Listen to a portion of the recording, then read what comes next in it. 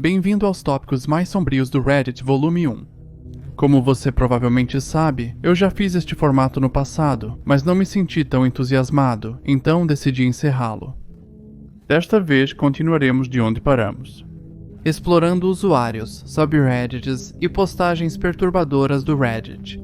Sem mais delongas, vamos dar uma olhada no primeiro.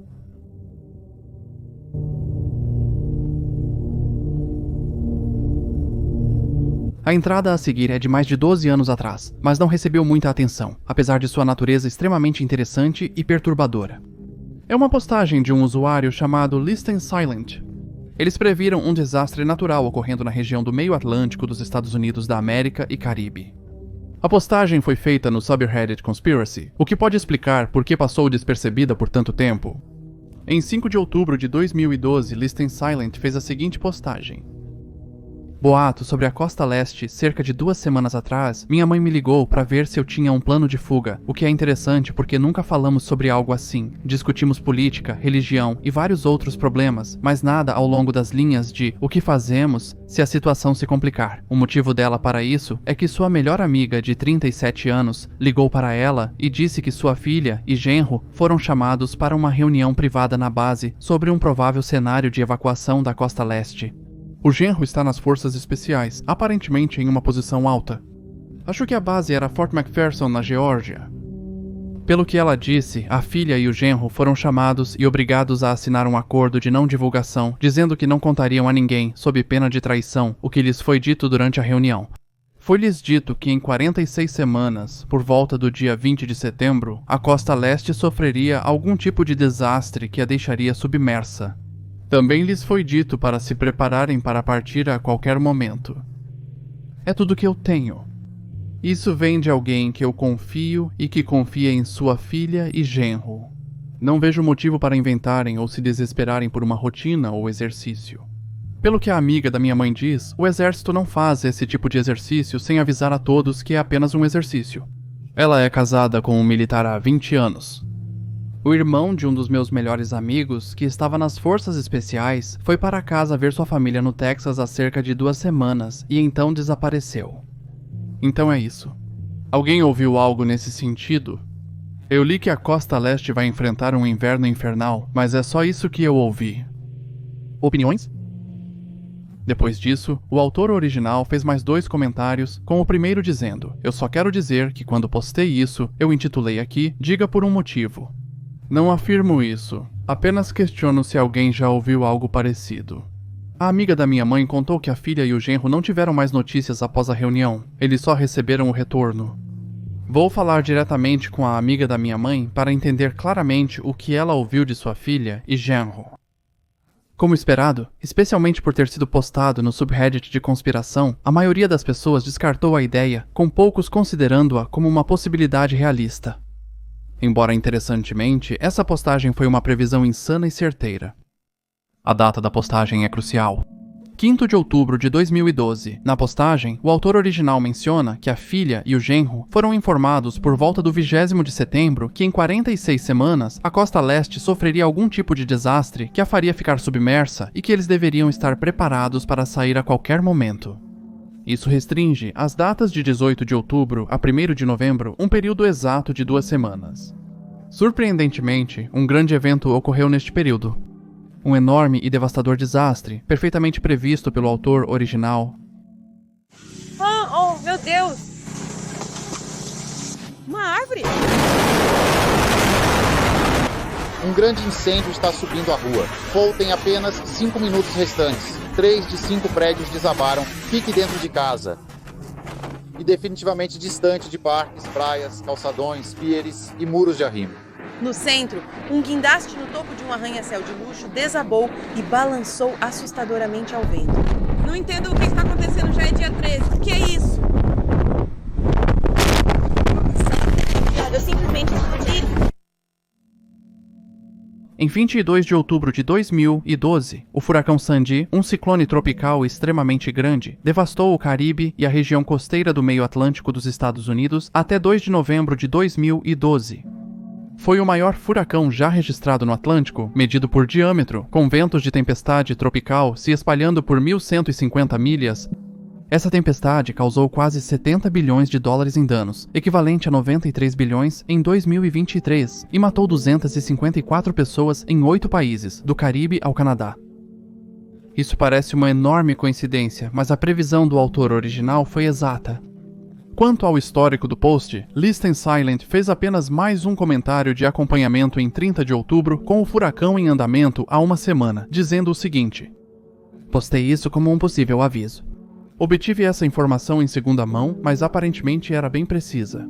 Espero que possamos ser mais céticos em relação ao governo e às informações que ele escolhe disseminar para as massas.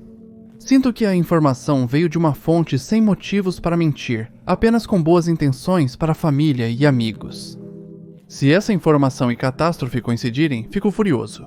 Se o governo tinha conhecimento prévio de uma catástrofe iminente e não agiu, isso é uma prova irrefutável." Em 2021, o autor original fez uma última postagem, aparentemente sobre um assunto não relacionado no subreddit de conspiração. Apesar de toda essa situação parecer uma grande coincidência, suponho que alguns acreditem que há mais por trás disso. Cabe a você o que quer acreditar. Talvez o autor original tenha encontrado uma maneira de manipular as datas das postagens, o que faz parecer uma previsão, mas desconheço tais táticas. Contudo, essa foi uma das postagens mais interessantes e peculiares que já vi no Reddit até o momento. No dia 7 de julho deste ano, um usuário chamado Prolly Tyler fez uma postagem detalhando que presenciou uma criança se afogando em um lago, dizendo: "Uma criança se afogou quando eu estava no lago. Recentemente fui ao lago com amigos e uma criança se afogou enquanto estávamos lá. Eu respondi aos gritos quando ouvi ele e recuperei seu corpo do fundo do lago o mais rápido que pude. Após pegar seu corpo, realizei a reanimação cardiopulmonar até ele voltar a respirar. Ele foi hospitalizado, mas creio que não acordou. Minha pergunta é: devo tomar alguma medida para me proteger legalmente? Fiz tudo o que pude para salvá-lo, mas ele ficou submerso por muito tempo. Posso ser responsabilizado se ele não sobreviver? Estou localizado no estado de Washington, Estados Unidos da América." Duas coisas aqui são bastante interessantes de se observar. O autor original, embora tenha feito tudo o que podia, teme as consequências legais. Eu nunca vivenciei algo assim, mas enfrentar uma possível ação legal não seria algo que passaria pela minha cabeça após salvar uma criança de se afogar. Embora nos comentários ele dê uma explicação, ele menciona que já foi certificado em reanimação cardiopulmonar no passado e foi salva-vidas há muitos anos. Por isso, ele questiona se seria responsável caso a criança não sobrevivesse. Em segundo lugar, incidentes como esses devem ser mentalmente difíceis. Embora a preocupação principal do autor original pareça ser a legalidade, sua saúde mental pode ter sido afetada durante esse processo. De todo modo, comentaristas sugerem que o autor original provavelmente não precisa se preocupar. Com este dizendo, resgatar uma pessoa se afogando e realizar reanimação cardiopulmonar nela está sob a proteção da Lei do Bom Samaritano no estado de Washington. Basicamente, a lei existe para proteger as pessoas de responsabilidade criminal no caso de sua assistência contribuir para a maior lesão ou morte da pessoa. As leis do bom samaritano existem não só para motivar as pessoas a ajudar outras em necessidade, mas também para protegê-las de processos civis. As leis do bom samaritano nem sempre o protegerão de processos civis. Porém, ao conhecer os limites do que pode ou não fazer, será mais difícil para outra pessoa prevalecer em seu processo. O autor original não precisa se preocupar mais, pois ele fez uma atualização informando isso. E recebeu uma mensagem hoje que dizia que a criança está acordada, sentada e falando. Ele parece estar se saindo bem.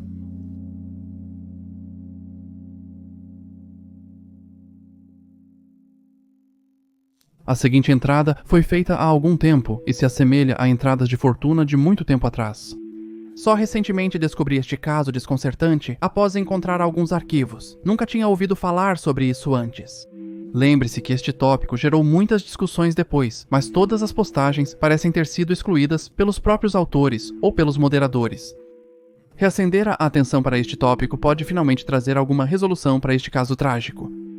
O AskReddit é o segundo maior subreddit, com 51 milhões de membros atualmente.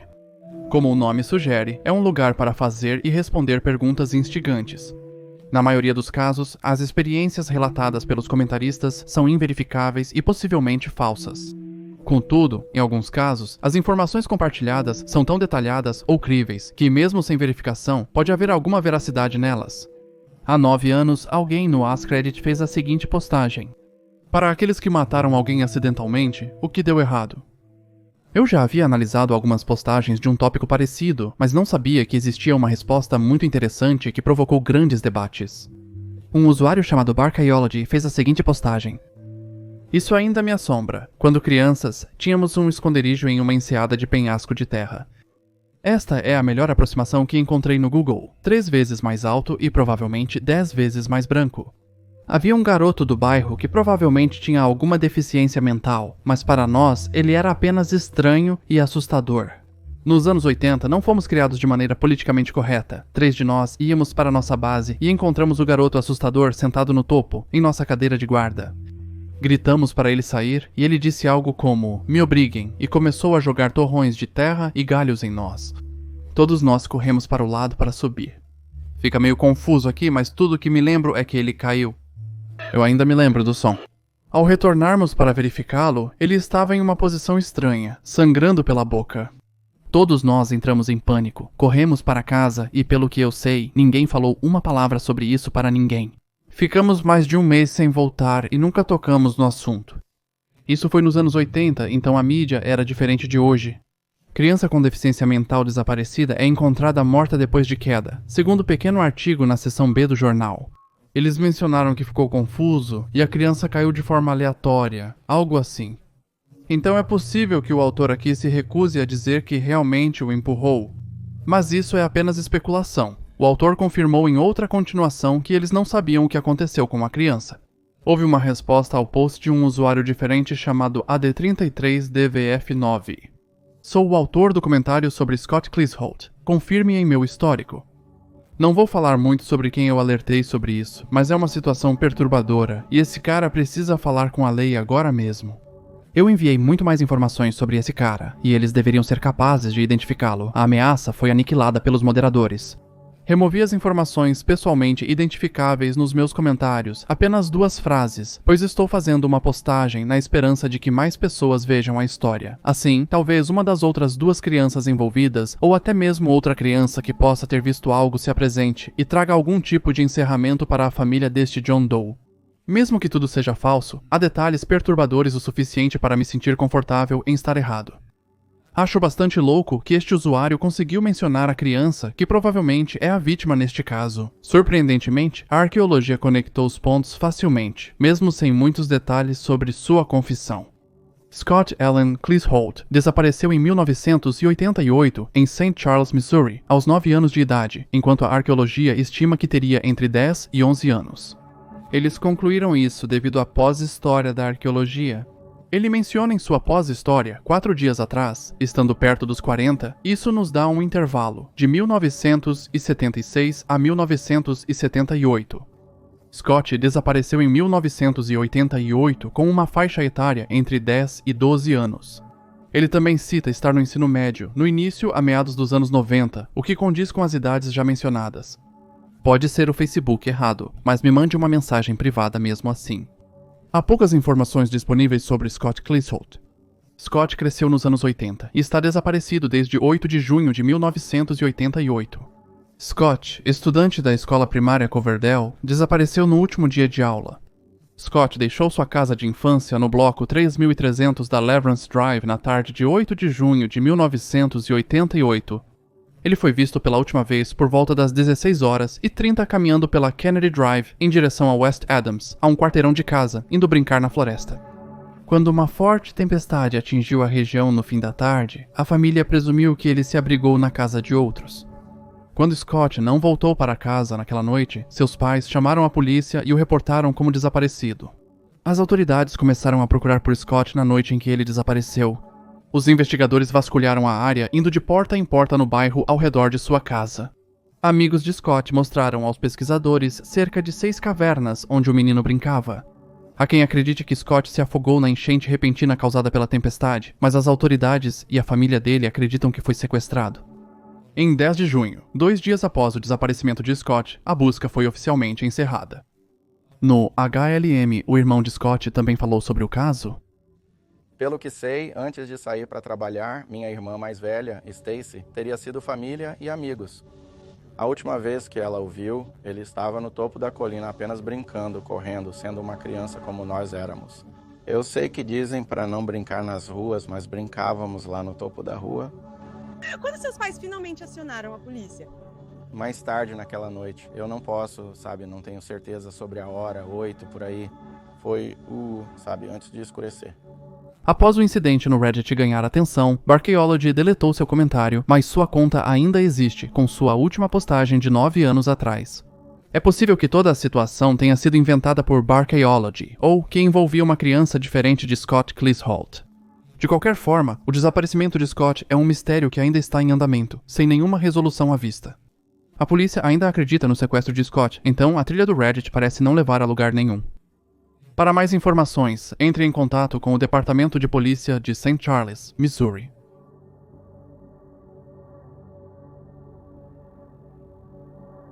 Apesar deste post ser antigo, o usuário, agora deletado, se esforçou para fornecer várias fotos do que estava descrevendo. Portanto, eu realmente queria incluí-lo neste vídeo. Esta será uma entrada longa. Em 12/0, 5/2000 e 12, um usuário deletado compartilhou o seguinte: Moro no norte do país de Gales, Reino Unido. Para quem visitou, é realmente um lugar lindo para se viver. Embora, para um garoto adolescente, certamente falta coisas para fazer. Como resultado, meus amigos e eu, frequentemente nos encontrávamos explorando sem pensar áreas do campo e da costa. Apesar da baixa densidade populacional, em comparação com as cidades vizinhas, uma rodovia de mão dupla corre ao longo da costa, de Gales até a Inglaterra. Trilhos de trem correm paralelamente a esta estrada na maior parte de sua extensão, ocasionalmente passando por cima em pequenas pontes de cimento. Certa noite, há anos, cerca de 4 de nós decidimos explorar o interior de uma dessas pontes, pois um do grupo havia observado uma tampa de bueiro próxima que acreditávamos ser a entrada. Após uma inspeção detalhada, descobrimos que várias ferramentas seriam necessárias para entrar. Voltamos com o equipamento necessário e começamos a desparafusar a tampa. Isso tinha que ser feito furtivamente, pois a linha do trem estava bem ao nosso lado, não tão perto para representar perigo, mas definitivamente uma distância suficientemente pequena para causar pânico em qualquer maquinista. Pânico geralmente significa polícia. Logo removemos o pesado disco de aço e começamos a descer a escada para dentro da estrutura. Quando chegamos em segurança ao fundo, decidimos atravessar para o outro lado. Neste ponto, estamos totalmente confinados no estreito espaço que leva à área principal. Se você está confuso sobre o que essa ponte deveria ser, é compreensível, pois era bastante peculiar. Eu nunca teria sabido que havia um interior se não tivéssemos encontrado o bueiro. Enquanto nos esprememos, agachamos e até rastejamos de barriga para atravessar a estrutura, um crescente sentimento de claustrofobia surge entre nós. A distância de uma ponta a outra é surpreendentemente longa, mas no meio do caminho você pode olhar para baixo pelas estreitas brechas e ver a autoestrada.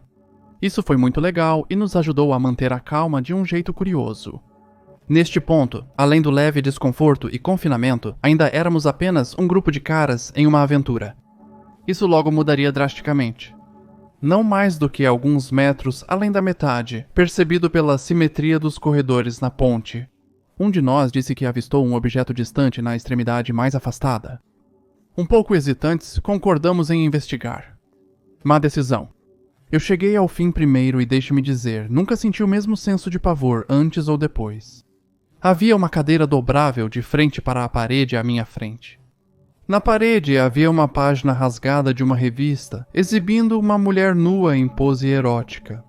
Não me refiro a isso apenas como milho, porque havia algo diferente nele. Não sei bem como explicar, mas parecia mais sinistro do que sexy, se é que me entende. O mais perturbador era que os olhos da mulher em exibição haviam sido cortados da página. Removidos com precisão, não arrancados apressadamente. A cena diante de nós nos deixou sem palavras, e um pânico avassalador podia ser sentido coletivamente. Foi quando achamos a camisinha. O preservativo horrendo que revirava o estômago, ensopado de sangue. Desnecessário dizer que saímos de lá o mais rápido possível, machucando joelhos e canelas nas bordas afiadas de cimento que margeavam o caminho até a escada de entrada. Estávamos todos rezando para que o bueiro não tivesse sido refechado, pois só saberíamos ao chegar à escada. Felizmente, a rota de saída estava livre e nós corremos o mais longe que podíamos. Sei que este final é uma decepção para alguns leitores, já que, por sorte, nunca encontramos o indivíduo distorcido na cadeira, mas devo enfatizar o quão anormal isso foi, considerando onde moro. Mencionei a população anteriormente com propósito. Há pessoas suficientes aqui para escapar do domínio dos loucos do campo, mas não o bastante para que alguém perca o controle da sociedade despercebidamente. Por exemplo, havia apenas um morador de rua que todos na região conheciam e gostavam, resultando em um grande comparecimento em seu funeral quando faleceu. Às vezes penso na pessoa que sobe naquela ponte e navega pela escuridão para sentar-se de frente para uma parede, e faz Deus sabe o que, mas acaba com um preservativo cheio de sangue. Sinceramente, é difícil imaginar um cenário mais surreal. Acabei de perceber que o que descobrimos naquela noite nunca foi dito a outra alma. Como um adolescente ingênuo, era algo que você só queria esquecer. Mas, pensando bem, provavelmente deveríamos ter informado a polícia, ou pelo menos a alguém sobre o que estava lá embaixo, pois não era obra de uma pessoa sã. Então é isso, desculpe pela extensão. Como é minha primeira postagem no Let's Not Meet, me empolguei um pouco, tentando tornar a leitura o mais realista possível. Agora, anos depois, espero ser um pouco mais corajoso. Estou pensando em voltar lá, acompanhado, para ver que tipo de coisa perturbadora pode estar me aguardando. Isso pode acontecer em breve e, fique tranquilo, postarei uma atualização já que estou desempregado atualmente. Então, tempo é o que não falta. As pessoas curiosas pediam atualizações. Isso é realmente raro. A autora original realmente entregou. Na mesma postagem, a autora original fez uma atualização. Conforme prometido, aqui estão as fotos da visita de retorno. O autor original compartilhou 8 imagens no total. Algumas imagens têm descrições. Eu havia esquecido que os corredores não atravessam toda a estrutura. Está selado no ponto médio. Então, a pequena queda acima do pilar de sustentação é onde ocorreu o acidente. Isso me faz pensar, há algo impróprio do outro lado? Olhando de perto, é possível ver a mão esquerda do meu amigo segurando um degrau, com o resto dele sumindo na escuridão. Quando você encara este corredor, é praticamente escuridão total. Não era possível ver a própria mão em frente ao rosto. Para se ter uma noção do tamanho, é preciso se espremer para passar por isso, deitado de barriga. Não seria um aperto extremo, mas não daria para se agachar. Ademais, a superfície levemente elevada visível através deste buraco indica como é o restante deste corredor que leva ao declive. Superfícies irregulares e fendas estreitas, tornando impossível ficar de pé. A postagem prossegue da seguinte forma. Era início da noite, ainda com bastante luz. Como resultado, optei por usar um filtro simples na maioria das fotos ao ar livre para reduzir a luz e dar a estranheza merecida.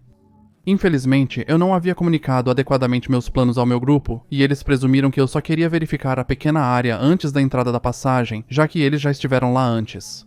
Quando expressei meu desejo de navegar pela ponte, eles recusaram-se a ir. Como pode imaginar, fiquei extremamente decepcionado. Pretendo retornar logo com outro grupo, mas não posso garantir quando. Se quiser ver a visita de retorno, deixe um comentário dizendo atualizar. Assim, poderei responder individualmente, sem precisar voltar para verificar. Apenas espere por uma mensagem, apenas um pensamento. De qualquer forma, as fotos valeram muito a pena. Obrigado novamente, pessoal. O autor original não decepcionou, entregando novamente em uma postagem de acompanhamento com mais imagens e descrições. De imediato, nos deparamos com o que parecia ser uma cama improvisada. O lençol que acompanhava a espuma sugeriu que teria sido usado para dormir. Avançando mais pelo corredor, ele se abre um pouco. Incluí isso para mostrar a quantidade de poeira no ar. Foi difícil obter fotos nítidas de qualquer distância além de close-ups. Este é um cadeado quebrado que acredito que originalmente teria garantido a entrada. Ainda nem um terço da travessia pela ponte. Uma vela usada, aqui as coisas ficam um tanto nojentas. Aquele líquido certamente não era leite. A autora original também mostrou fotos com fezes humanas, mas não tenho certeza se posso mostrá-las aqui. Ao nos aproximarmos do último quarto, encontramos essa fita desconcertante.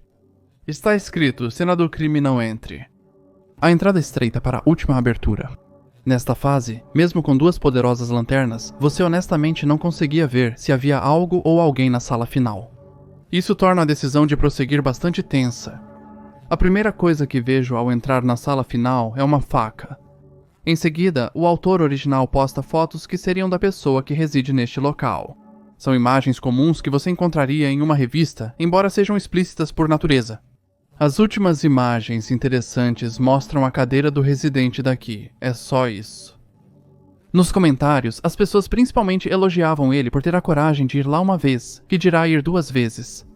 Quanto à pessoa que reside lá, autor original e outros especularam que deve ter sido um local. É isso para este episódio. Muito obrigado a todos que apoiam o canal no Patreon. Cuide-se e adeus.